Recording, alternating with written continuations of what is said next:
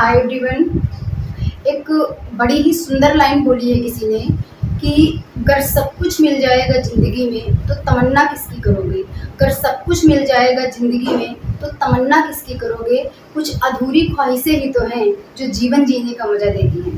And from these lines I welcome you all in my YouTube channel. A very good morning students, good morning, good afternoon, good evening, जिस वक्त भी आप ये video देख रहे हैं।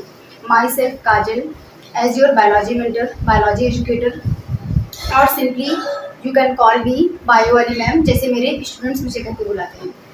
ओके, तो भाई अब बायो एजुकेटर हूँ तो क्या करूँगी, सीधी सी बात है, हम आपको बायो पढ़ाएंगे, है ना।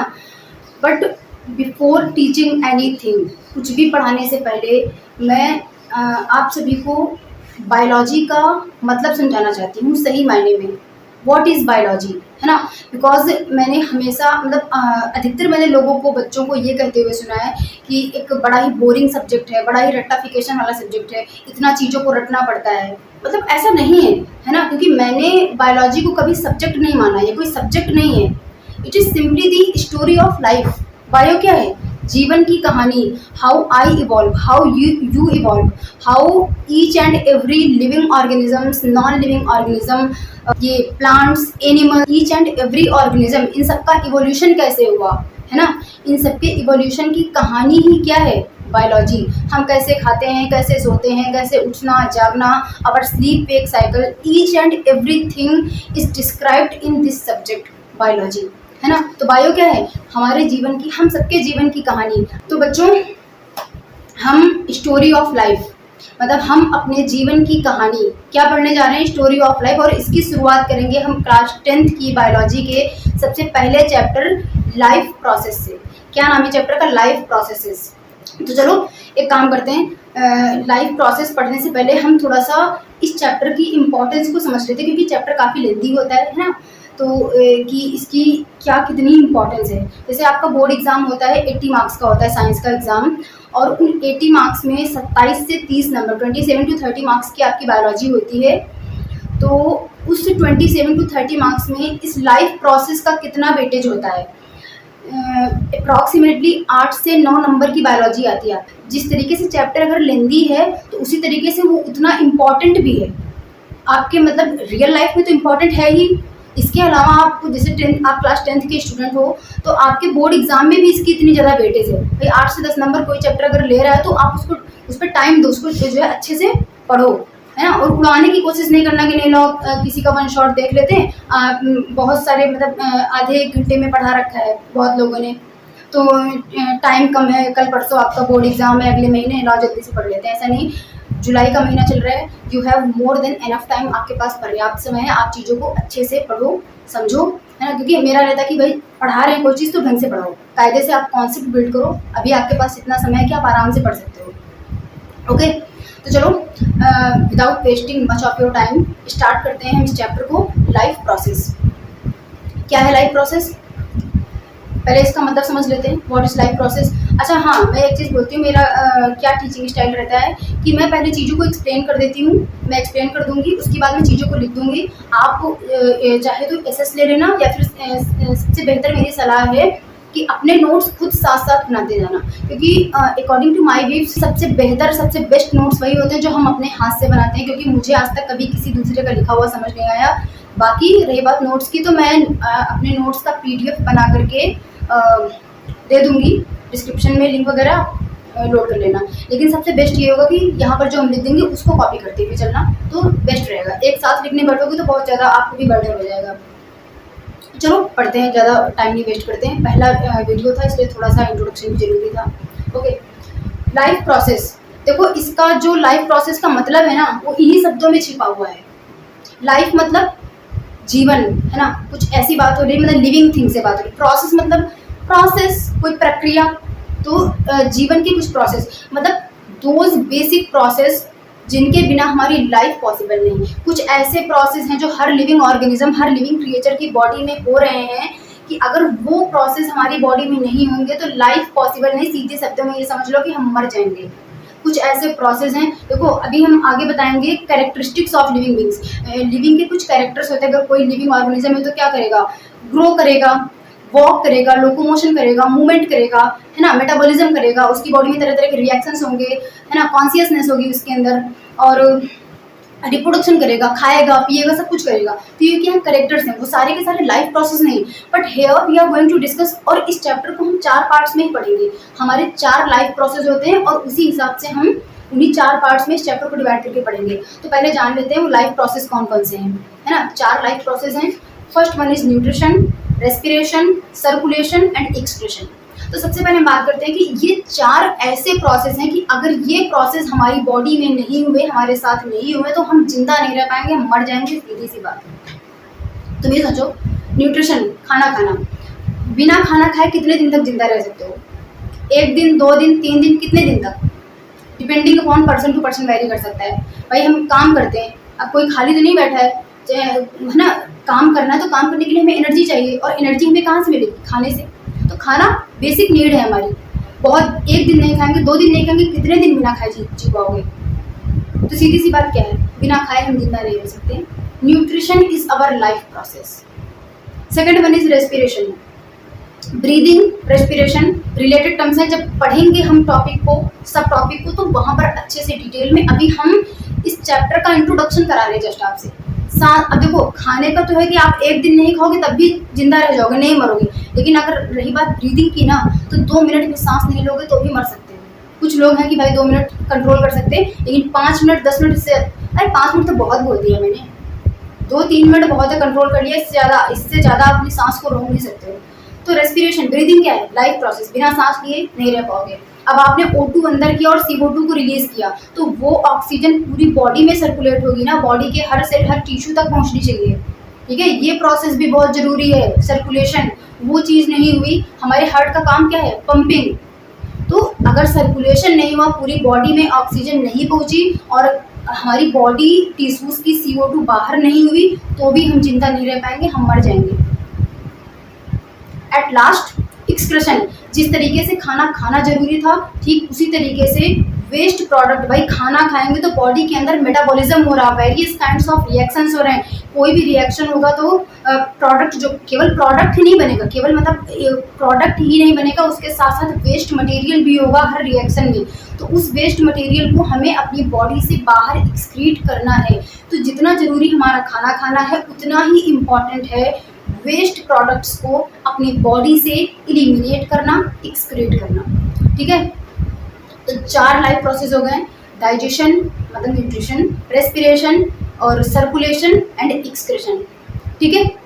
अच्छा, जब एक्सक्रीशन पढ़ाऊंगी, नोट से बता दूंगी, 1-2 टर्म्स होते हैं, एक्सक्रीशन एंड इगेशन, दोनों में थोड़ा सा डिफरेंस होता है, काम वही होता है बट लिटिल बिट डिफरेंस होता है, मैं बता दूंगी, नोट्स में लिख देंगे, समझा देंगे।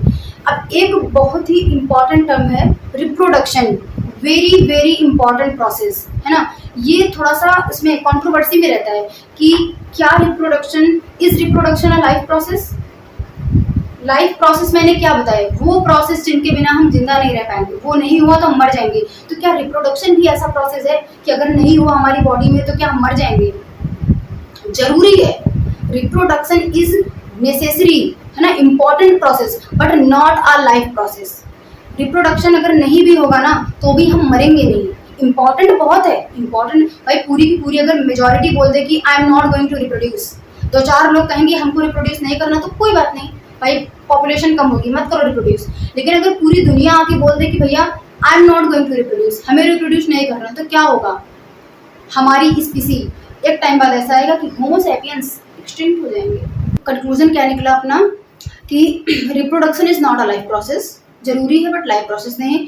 लाइफ प्रोसेस अपने कितने हैं? 4, ये यहाँ पे लिखे हुए हैं, न्यूट्रिशन, रेस्पिरेशन, सर्कुलेशन, एक्सक्रीशन, ठीक है।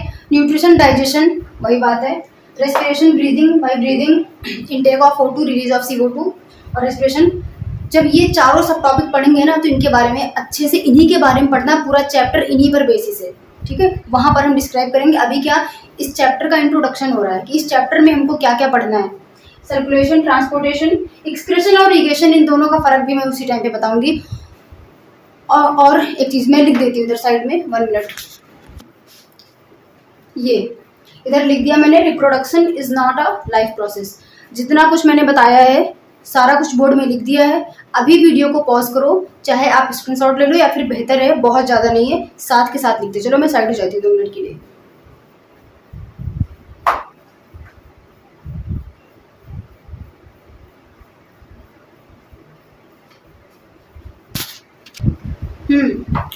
वो लास्ट में जो नोट्स आप लोगों ने लिखे हैं वहाँ पे मैंने बताया लाइफ प्रोसेस के बारे में कि ऐसे प्रोसेस है जिनके बिना हम सर्वाइव नहीं कर पाएंगे। मैंने ब्रैकेट में लिखा है हम मर जाएंगे। वो गाना वाना नहीं कि वहाँ जाके गाना सुनने लग जाओ पढ़ाई छोड़ के, है ना। हम मर जाएंगे मतलब कि वो प्रोसेस नहीं होंगे तो हम मर जाएंगे, ठीक है। चलो आगे बढ़ते हैं। इधर देखो, now we are going to discuss about the characters of living being. क्या क्या कैरेक्टर्स हैं जो लिविंग ऑर्गेनिज्म शो करते हैं। इधर देखो, लाइफ मतलब लिविंग, लाइफ की बात हो रही है, इसका मतलब क्या है, लिविंग चीज़ों से हम डील कर रहे हैं, है ना। प्रोसेस मीन्स की कोई प्रक्रिया, कुछ हो रहा है ऐसा, कोई प्रक्रिया, ठीक है। Living process, life process, sorry.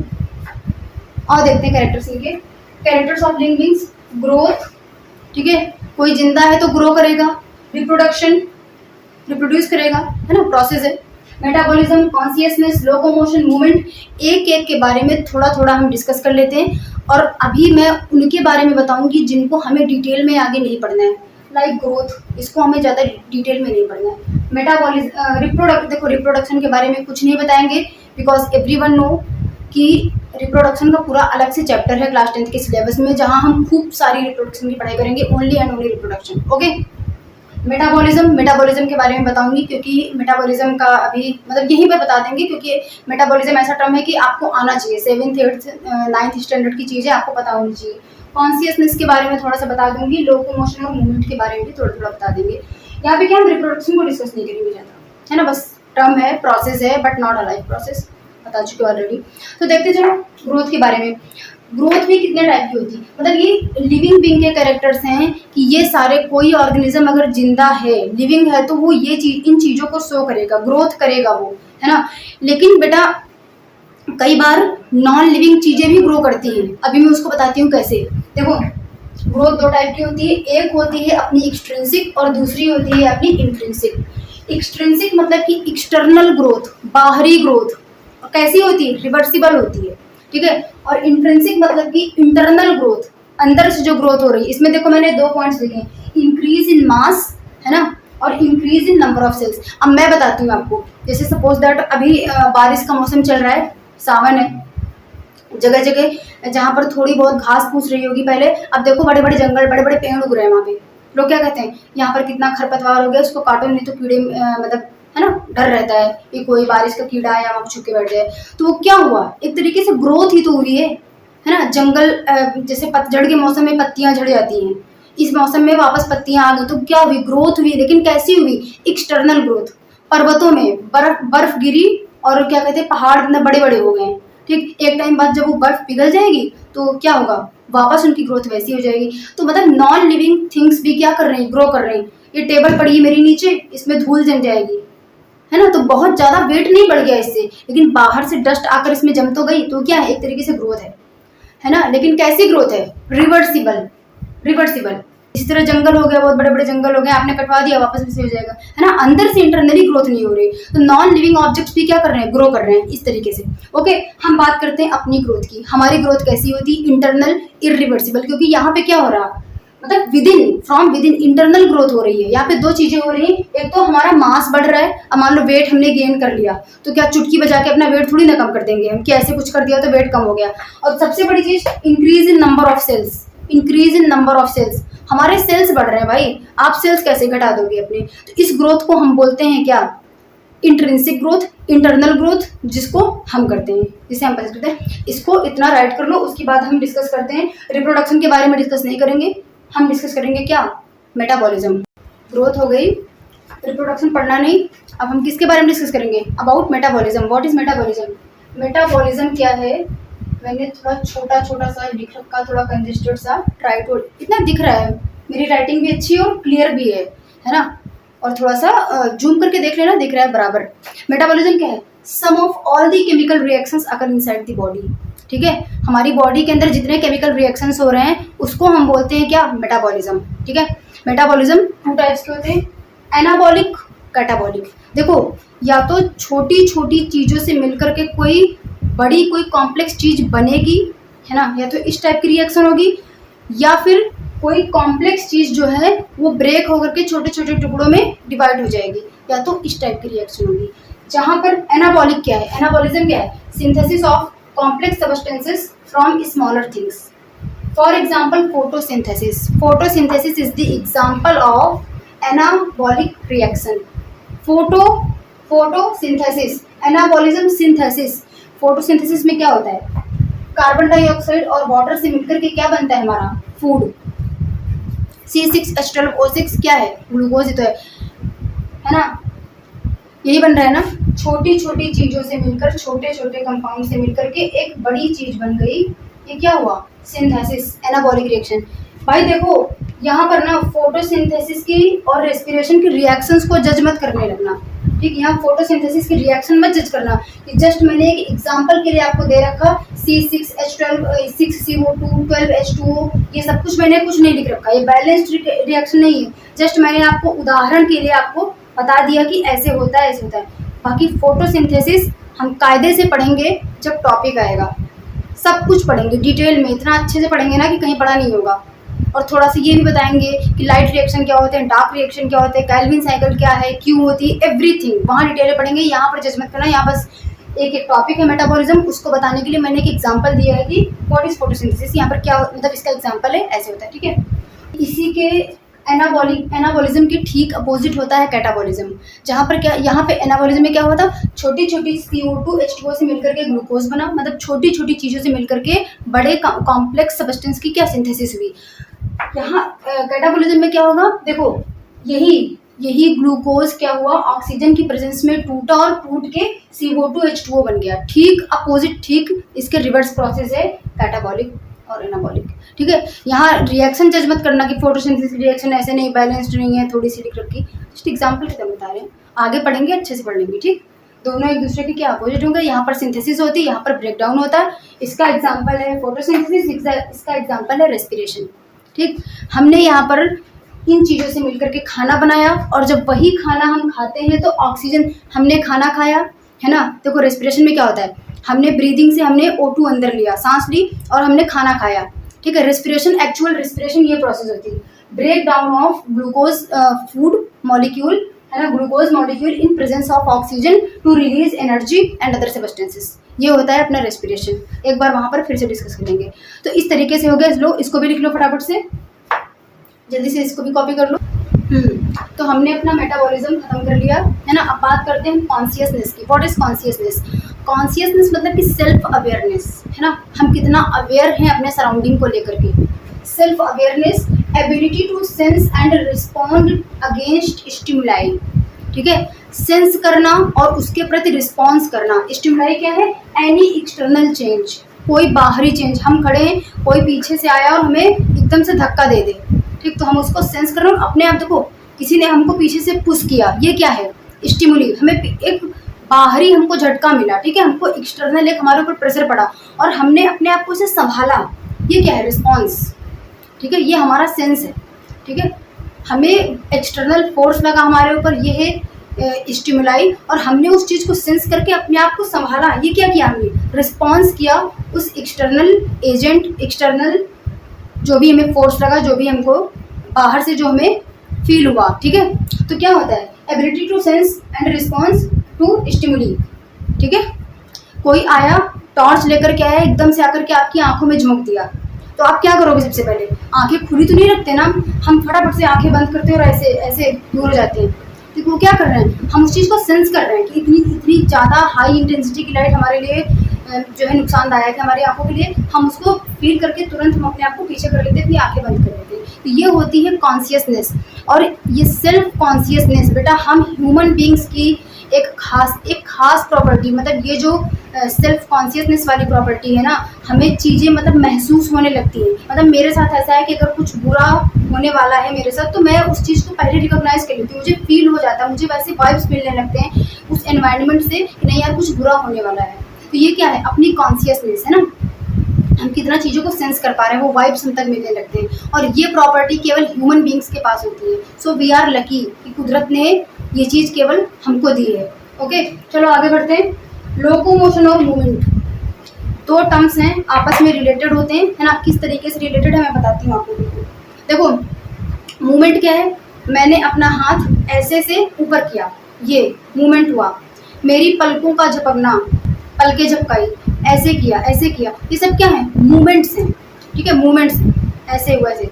Locomotion क्या है, मैंने अपनी प्लेस चेंज की। देखो मैं आगे आई हूँ, मैं पीछे जा रही हूँ, ठीक है, मैं इधर हुई, मैं उधर हुई, ये सब क्या है, लोकोमोशन। मतलब जहाँ पर प्लेस चेंज हो रही है, प्लेस चेंज हो रही है तो क्या हो रहा है, लोकोमोशन। मूवमेंट में जरूरी नहीं कि जगह चेंज हो, ऐसे किया, ऐसे किया, ये सब भी क्या है, मूवमेंट्स। और ये दोनों टर्म्स आपस में रिलेटेड किस तरीके से हैं, देखो बहुत इंपॉर्टेंट पॉइंट लिखा हुआ है इस जगह। All locomotions are movement but all movements are not locomotion.